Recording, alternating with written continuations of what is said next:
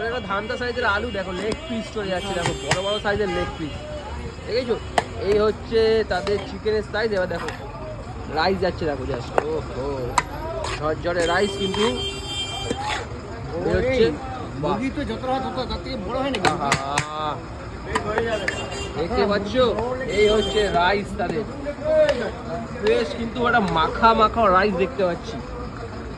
ও ঝরে ঝরে পড়ছে, রাইস জাস্ট ঝরে ঝরে পড়ছে।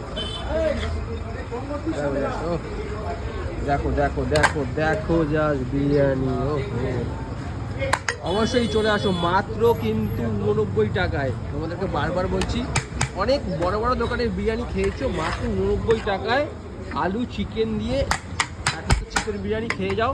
বসে খেলে কিন্তু এক্সট্রা রাইস অবশ্যই দেওয়া হয়। তো এরকম বিরিয়ানি দেখো, দেখো প্লেটের কিন্তু কোয়ান্টিটি কিন্তু আটকাতে পারছে না, এতটা পরিমাণে তারা কিন্তু দেয়। একজনের জন্য খেয়ে কিন্তু স্যাটিসফাইড, কিন্তু তোমরা যদি বসে খাও লাগলে কিন্তু রাইস তোমাদের দেওয়া হয়। এই হচ্ছে তাদের কোয়ান্টিটি, দেখতে পাচ্ছ দেখো।